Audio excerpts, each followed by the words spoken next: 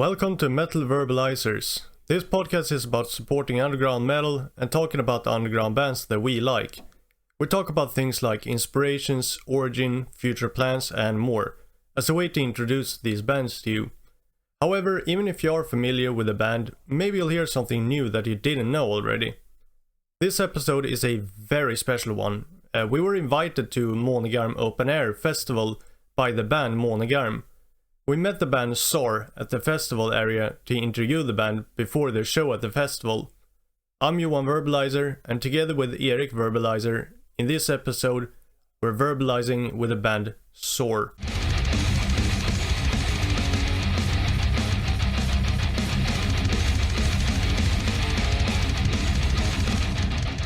All right, we're standing here with SAOR. Welcome to the podcast, guys. Thanks. How are you guys doing? Yeah, good. Perfect. How has your festival experience been so far? It was good. Very nice. Yeah, perfect. All right, we usually are quite informative, so we want to start from the beginning. Where did everything start? Me, I guess. Just writing music, just in my parents' house. That's where it started in 2013. I wanted to do something that was a mix of black metal and Scottish folk stuff. I like Scottish history, I like the nature and landscapes and all that kind of stuff. So there was no bands doing that at the time, and there's a lot, obviously, being from Sweden, you know, there's a lot of Swedish bands that do that. There's a lot of Norwegian bands everywhere else, but Scotland didn't really have any. So, that was my main intention with the project. Doing that. Awesome. Yeah. Have you always been playing music, or? Well, when I was one, no, but obviously. Well, I started playing guitar when I was like maybe 13, 14. Right. Just playing all the old school stuff, Metallica and all the old grunge songs. So that's when I started playing music. Yeah. What about you guys? When did you start playing music? 1960s. Yeah. No, I started playing the drums in 2011, I think so. Not that long ago. Oh well. All right. You're doing not bad. Thank you. I'm only joking. Right, so how would you describe the sound and style of SAOR for someone who haven't heard you before? I would say, I was asked this question the other day. How would you describe your sound to a 6-year-old? Which was a really weird question, I thought. It's just kind of like atmospheric metal. I don't like calling us black metal. I really have an issue with that, actually, because we're not black metal. I'm influenced by black metal from a black metal background, but I think that kind of restricts what I want to do with music. And also I know that kind of cult black metal fans wouldn't like the melodies and the folk stuff maybe. So I like to just say it's like atmospheric metal mixed with Celtic influences. There's also soundtrack kind of stuff in there. I've always loved soundtracks, like Lord of the Rings trilogy is my favourite films ever. Yeah. So you can probably hear it on that. I like really epic kind of soundtrack. So it's just epic, if you want to call it epic metal, or Awesome. Right, yeah, because it's kind of like you were mentioning as well a little bit that if you just say black metal, for example, I feel like that doesn't really give credit to the sound of SAOR. It's a little bit more than that, so to speak. I mean, as I said, I have an issue with people tagging us as black metal because it's not. There is black metal elements, but maybe atmospheric metal would be a better, atmospheric folk, whatever. I don't like tags or genres, to be honest with you. I like loads of music, and when I listen to something I like, I don't think, what genre is this? Just like the music. So but as I said, from a black metal background, there's always the black metal elements in the music, but if we were to talk a little bit more about, you were saying the Celtic stuff and such, how would you how is your take on the image of the band? What do you mean, how do you go about when you create the album's covers and all of that? Well, when I start recording something, I always have some sort of idea in my head of maybe what I want the album cover to look like, and yeah, it's a difficult one to answer because it's all in my head. So yeah, it's a difficult one to answer. But I always have maybe a little bit of a concept, and things just progress from there. And then I get talented session musicians. Talented session musicians to join me, and obviously Ella's a folk instrumentalist, and she was on the new album, so she added lots of cool folk elements that in the old albums, you know, I picked up tin whistle and stuff, but I'm not like a professional like folk person, so it was nice to have someone that can actually play the instruments. So yeah, as far as vision goes, I write music and hope it, you know, people like it, I guess. There's no really deep sort of meaning behind it. Yeah, I see. You know. Do you go, when it comes to the lyrics, or do you go about it the same way? Well, most of the lyrics are from the majority of the lyrics are from like old poems and you know, from various times in history, and I kind of ran out of poems to use. Yeah. But with lyrics, I'd say they're my weakest point, probably. I don't really like writing lyrics. I like writing music. I don't like writing lyrics. I'm more about this, you know, writing music, writing sounds. I'm good at that, and I'm good at the visual aspect of it, I would say. I know what I want when it comes to album covers, but with lyrics, yeah, I'm a bit. It's my least favourite part.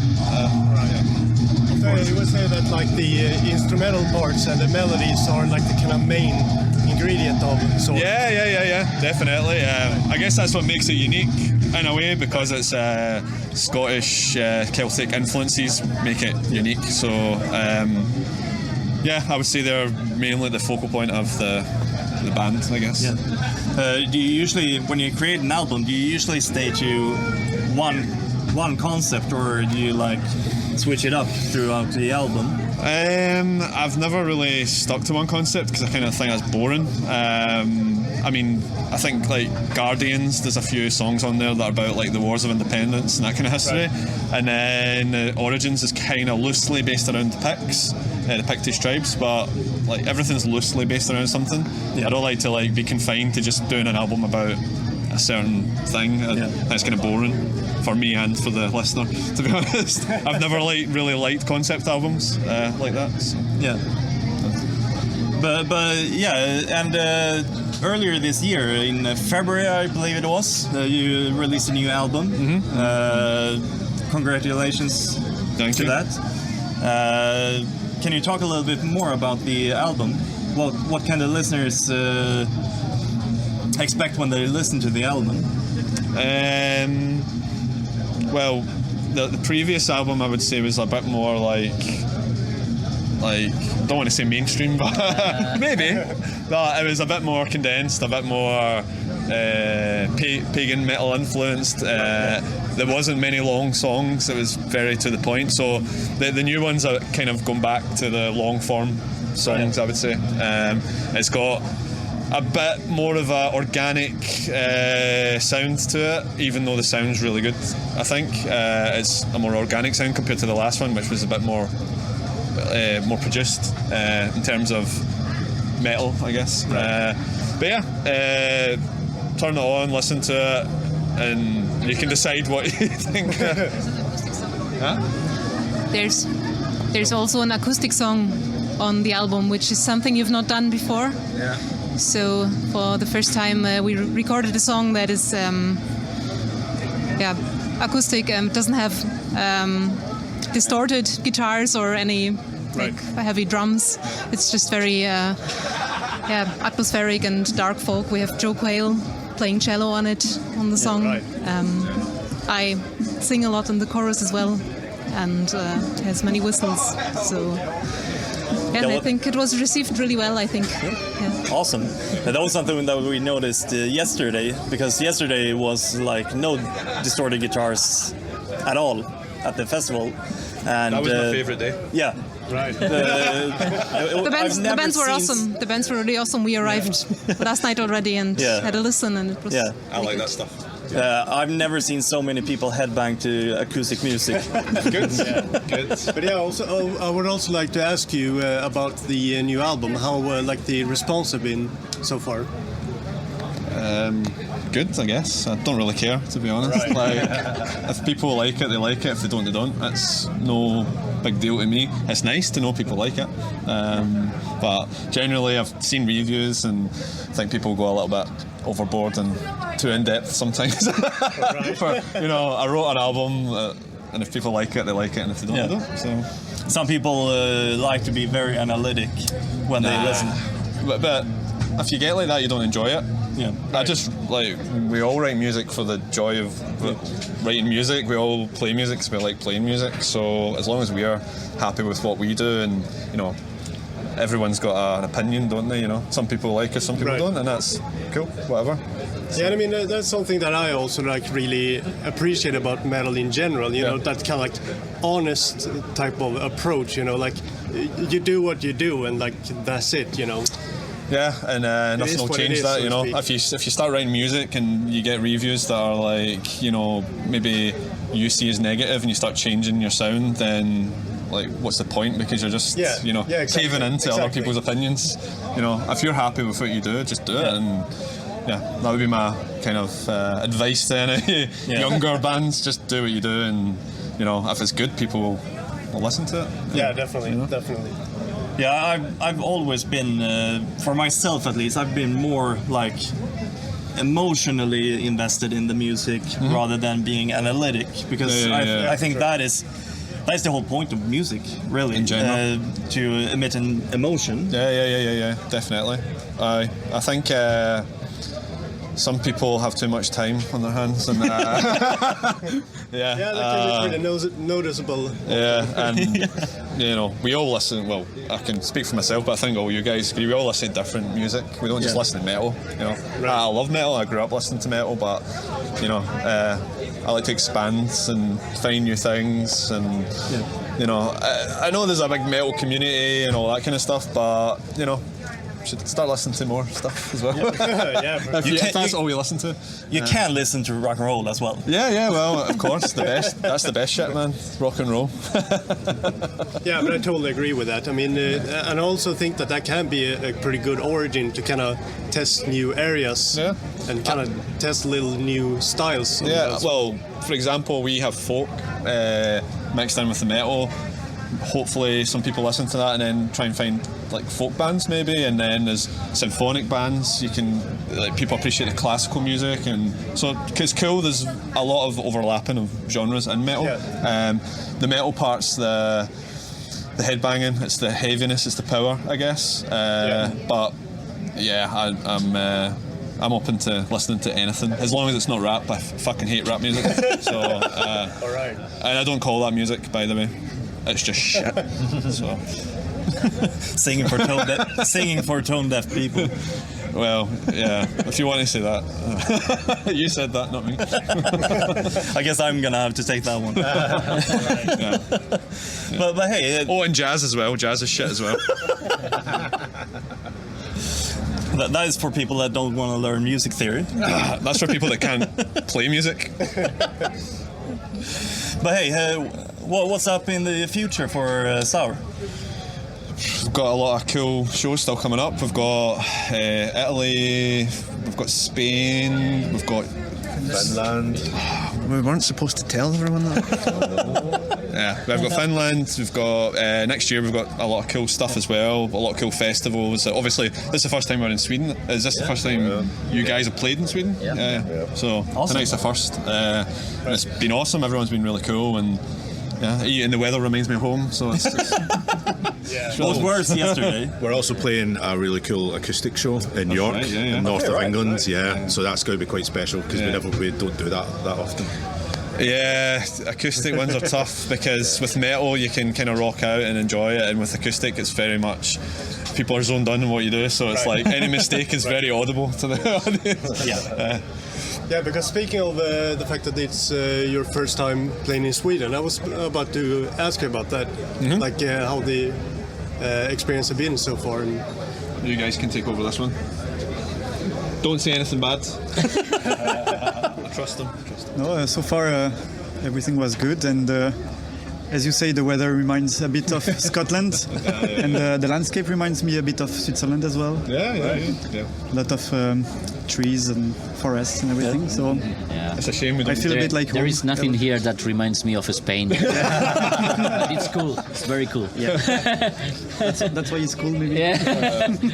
I wish we got to see more of Sweden, because basically we were only getting to see this festival and the hotel, you know. But you know, Ella's going to Uppsala tomorrow, so she will see a bit more. But she's very lucky. Uppsala is beautiful as well. She can send us to see it.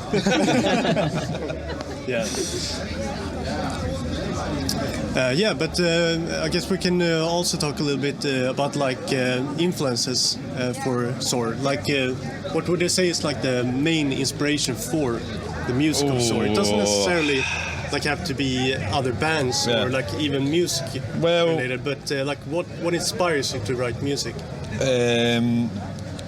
So when I was younger, I was really into like in my teens, I really like atmospheric black metal, that kind of style.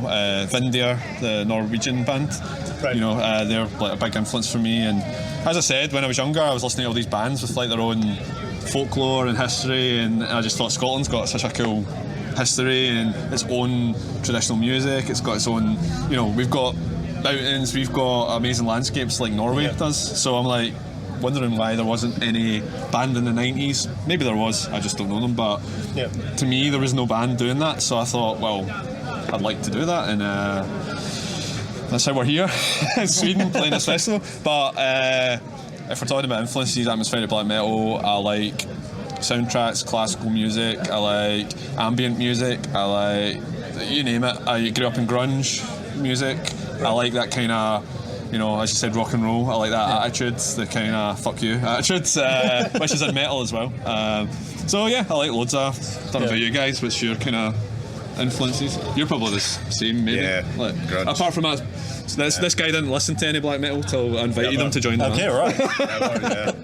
Vindir was the first proper black metal band I listened to, and that was nothing's really kind of compared to it, if I'm being honest. It's so good. Well, I do actually like that, because if every band member listens to just black metal, it's gonna be very black metal. But if somebody listens to like 80s heavy metal and somebody maybe listens to AC/DC all their life, that's gonna give a very like special flavor to the music.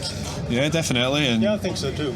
Yeah, as I said, it's good to have an open, you know, mind with music. You know, it's funny because I think a lot of black metal bands, people think, especially the 90s ones, they think, oh, these guys are, all they listen to is black metal, and then you see guys like Fenris that listen to like dance music and, you know, like and ABBA, who are fucking great, by the way. So, you know, if music sounds good to me, I listen to it. So I think that is very good mindset. Right. I guess we are about to run out of questions, but is there anything else that you would like to talk about or mention to the people listening before we end? Rest in peace, Brent Hintz, guitarist for Mastodon. Same. Yeah. Same. Yeah.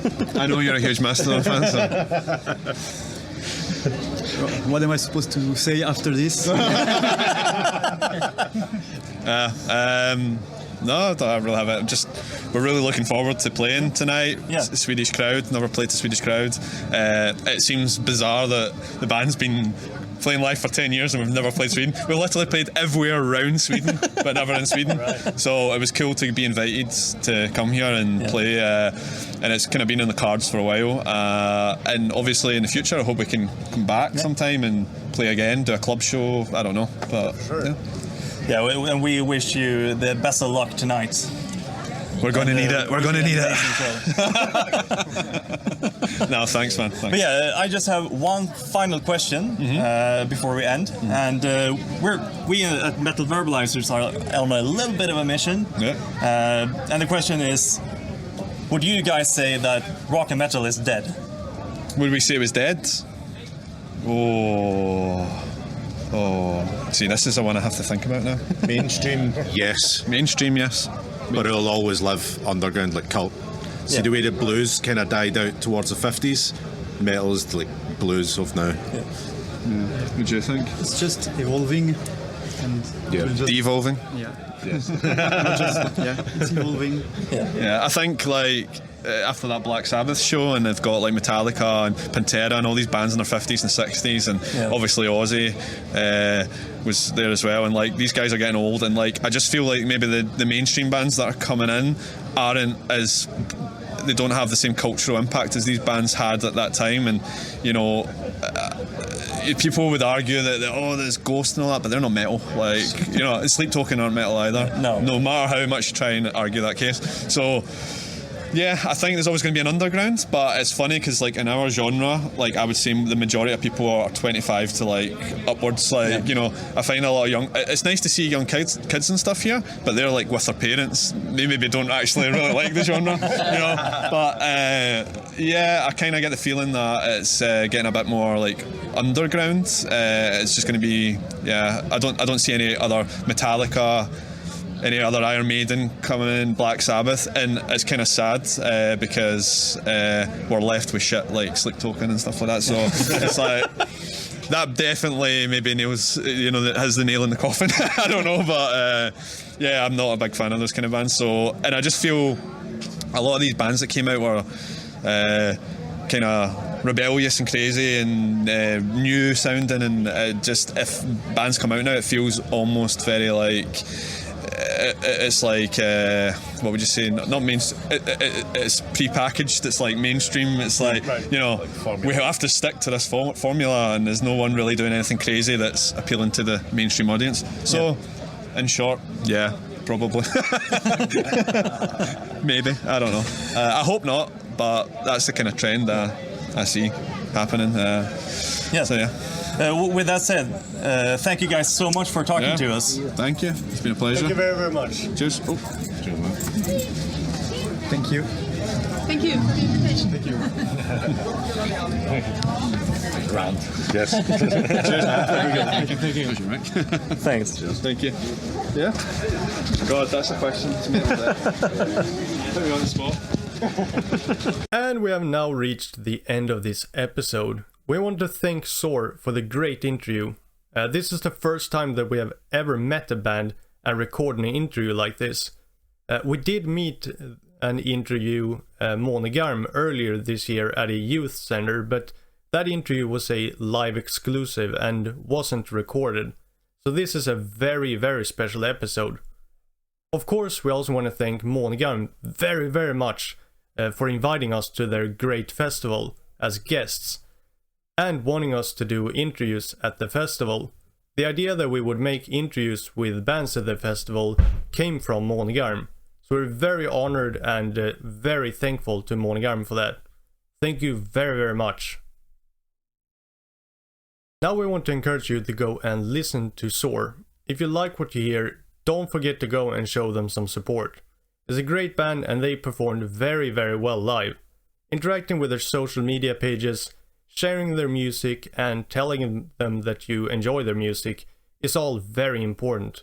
It's a great way to help the bands and also encourage them to keep going, which is very important to help keep metal alive. Of course, we want to encourage you to do the same for Månegarm as well.